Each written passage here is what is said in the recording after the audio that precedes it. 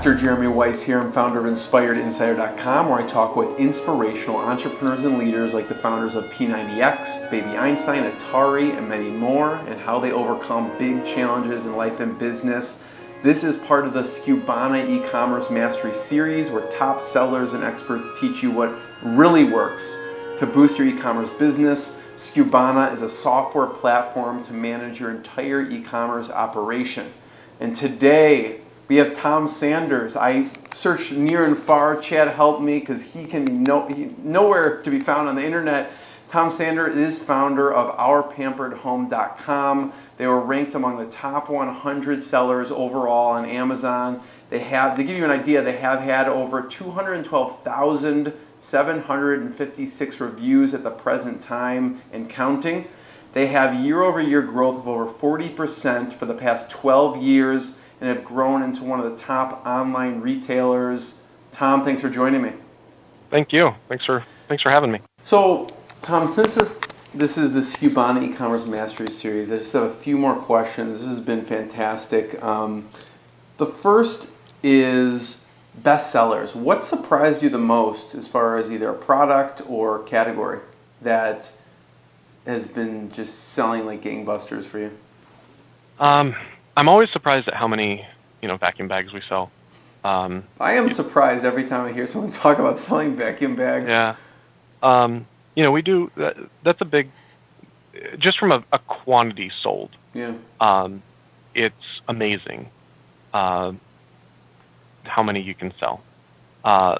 They're not, necessarily the most expensive item. So you're not doing a huge amount of revenue from it, and margins pretty much razor thin. Yeah.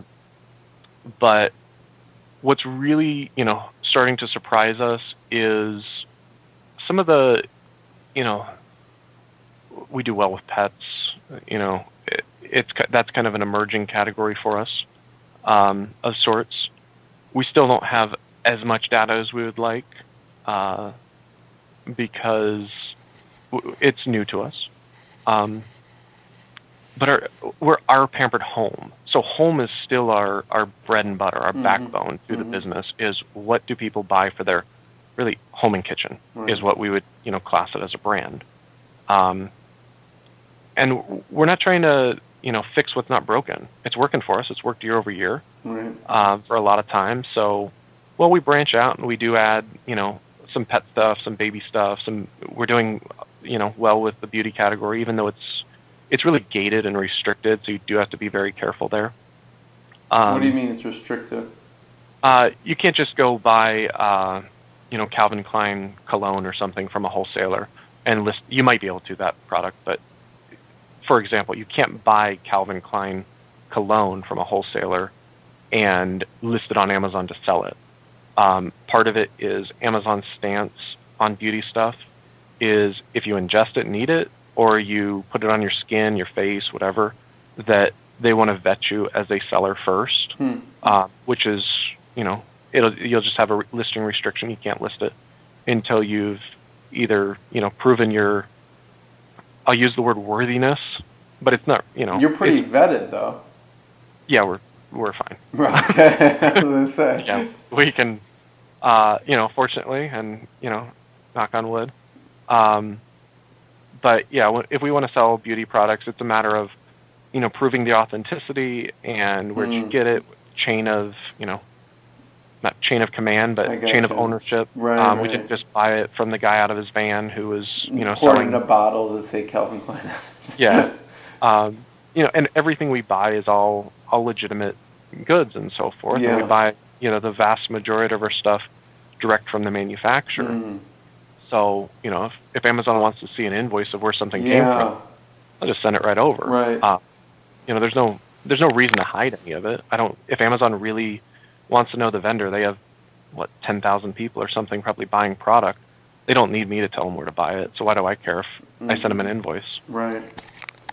So what are some of the best actionable tips, since we're drawing to a close here, what are some of the best actionable tips people should start doing right now to increase their e-commerce business? Because we talked a lot about a lot of different things. Where should people start? You first have to have an idea of what you want to sell. and sell something that you like. Be passionate about it. Know that you're not going to get bored of it, 2 weeks from now and just get lazy and sloppy. The second is organization. That as an e-commerce retailer, and we suffer from it sometimes as well with the volume that we do, is staying super organized, knowing what you have, where you have it, and that organization will make your life so much easier in the long run. We've had the opportunity to tour an Amazon warehouse just recently, and the amount of what you would say is empty space, meaning the aisles, room to move around and see what you have, is, they have a lot of money to build these very large warehouses, but there's a reason why there's, great organization, everything's labeled, everything has its own place, so they can find it. And yeah, right. They have a lot of warehouses in Vegas area. Yeah, they have. I think they have a few in Vegas, Reno, Phoenix. We actually went all the way to the East Coast to view one, but jumped at the chance because not every day that they invite you there. So what did you learn? What else did you learn by going up close and personal? Unfortunately, I do have a non-disclosure. Oh, really? agreement. Yeah, we have a couple non-disclosure agreements with Amazon for some of the stuff that we've been given. This top secret drone that's dropping things. Yeah, there's nothing. There's nothing like crazy that there's robots walking around or something. That is just going to blow your mind. But some of the stuff. Some of the procedures, you mean they want to keep private, or? Yeah, I would think so. Yeah. But from the layout of everything, we run into space constraints just because we don't have the square footage that we need. But when you're there and you can see how clean, literally, I would have eaten a sandwich right off the floor. That's how awesome their warehouse. It's clean, it's organized, there's empty space, and I tell our warehouse all the time since we've been there, there is nothing wrong with having some nice empty space to work in. There's, just imagine if your desk is piled with clutter, versus you have space to operate in. You will get more done when you have some space to move around in. That's interesting. So do they only invite like some of the top sellers? Is that? We're a strategic account with Amazon. So we have an account manager who put our name on the list and was invited. But I know that you can go to like a commercial, like the grade school tour. They'll take you through, they'll show you some stuff. But as like a seller in their program, we got to see a little bit more and hear a little bit more than the grade school tour. But it's they're not all of a sudden turning over their software. I would be more than happy to jump at the chance to lease it from them or something. But there's a reason why Amazon is as big as they are, and some of their systems that are in place will blow your mind. If you ever get a chance to go tour one, even the grade school level, and just to see inside is really, you'd really have a lot of fun. So, Tom, what's been the proudest moment that you've had with the business? I take a lot of pride in just proving people wrong. A lot of people said there's no way you're going to be able to sell stuff online and make a living at it. You can sell stuff, but it's not a full-time job. It's not something that you're going to be able to pay, ever have a life doing. And this was, 8, 10, 12 years ago. And if somebody tells me I can't do something, they're pretty much daring me to do it. You can't make money doing this, or you can't, make a living doing that. And proving them wrong was really I'm proud of proving them wrong, but it's really that motivating factor there. Once we hit 1 million sales a year, I really felt like, wow. That's amazing. And I have a personal, like, ritual of sorts. You always want to set yourself a reward, a personal reward of once you hit whatever that milestone is, do something. Take yourself out to dinner. Yeah. You know, buy yourself a. So what's yours? Yeah. Because of the amount of credit card purchases that we do, we have a lot of credit card points. You can fly around the world a couple times. Yeah, we tend to go on some decent vacations. Yeah. And you know, I've got to enjoy that. You know, the credit card points are great to just be able to, you know, book a flight, book a hotel, whatever, all on points. And you know, in the beginning, it was, you know, me and my wife would just go out to dinner, and we'll, you know, make it a special, you know, get all dressed up and go out to a nice meal.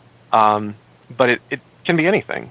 You know, it could be you're gonna buy yourself. You know, if my wife had her way, she would, every time, you know, a milestone was hit, she's gonna buy herself a new purse.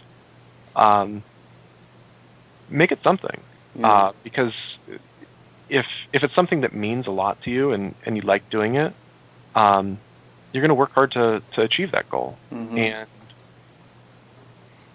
it, you know, that's something that I always work towards, is achieving that next milestone. Yeah, I mean, after not taking a paycheck for years, not sleeping or very little, and stressing out, what's the most indulging, you know, night out or vacation that you ended up giving yourself, much deserved? As far as night out, I would be embarrassed to, and it's nothing embarrassing like we went streaking or something, but we'll go to some nice dinners.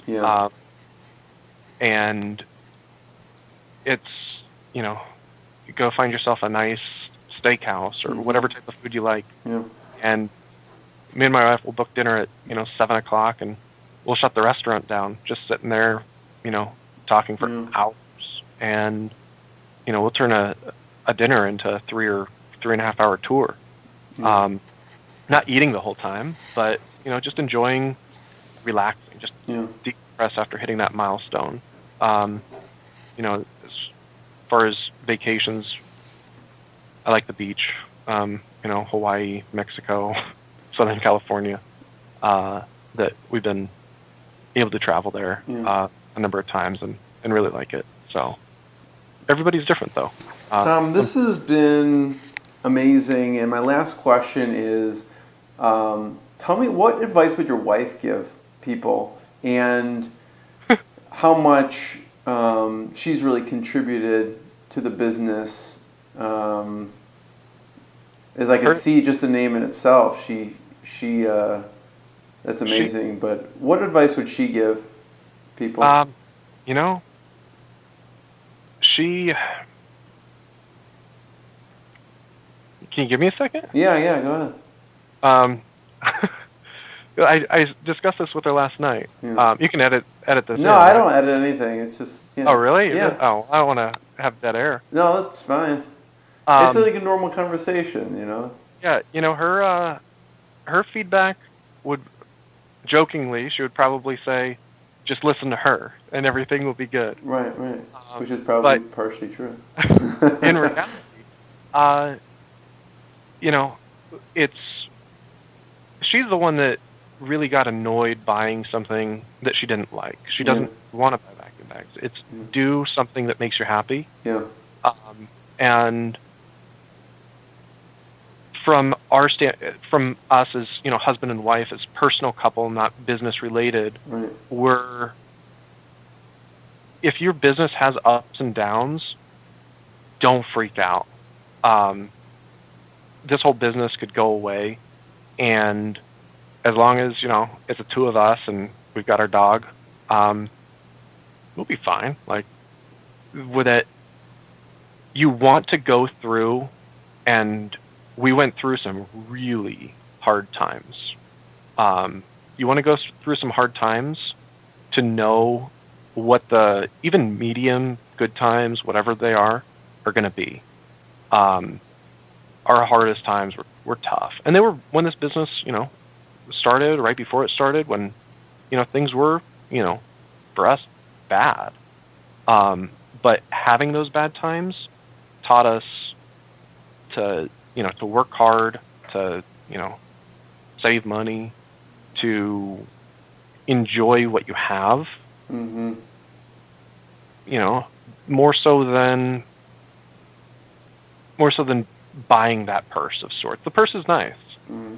but, as long as you're healthy and, you can have some food to eat and a roof over your head. Yeah. You have that Everything gratitude and appreciation for where you were. She taught me a lot of that, Yeah. and she's, we stuck it out through that really bad time, and we had, some support there from people, and I know that I never want to go back there.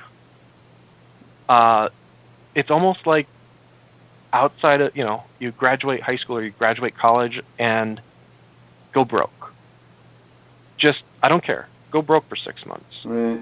Have a hard time, hard experience. Right. Set up all your credit cards. Live on, the change out of your couch cushions. I guarantee you'll work harder for the rest of your life after that. Yeah. I know I did. I know, because you don't want to, go back to, do I have top ramen, or do I just save it for tomorrow? Yeah. I'm not a top ramen eater, but hypothetically, Right. you have to have a respect for what you could have, because it could be, everything could go away tomorrow. Yeah. I don't do that. I actually don't do this business for the money. Yeah. I don't at all. I do it because I like it. I like putting up the next bigger number. I like selling more of that vacuum bag than I did last year. It's a personal competition. I just want to, do better myself. Yeah.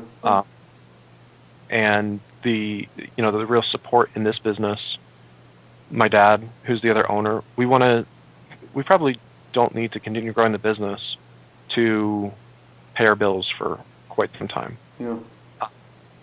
But we want to, we want to, give people a job. We want to keep them their job. We want to, to push ourselves. Because you go through a hard time, and you'll learn to, that would be her advice. Yeah. Tom, this has been fantastic. Thank you finally for speaking out and not always under the radar. Where should we point people towards? What site should we send them to? If our Pampered Home is our website, you can contact them for there. I don't just give out my email address. I'll end up with 100 emails more than I need in a given day. Yeah. But if somebody wants to get a hold of me or anyone at this company, our website's Our Pampered Home. Yeah. We sell on Amazon as Our Pampered Home is our seller name. We've pretty much branded ourselves that way everywhere. And if anybody has questions, comments, whatever, talk to us. We stopped being so closed off. And I wish that there was a lot more openness in e-commerce, because I remember, and still to this day, there's questions that we have that I know somebody else has the answer to. Right. But if you call up, the guy next to you selling, you're not really sure with them. Yeah. You don't know how that reception will be. We've become more of an open book now, because you realize that one person can't necessarily put you out of business. You can only put yourself out of business. Yeah. So comparing notes is not a bad thing. Yeah. Well, Tom, I really appreciate it. Thank you so much. No problem. Thank you. I appreciate your time.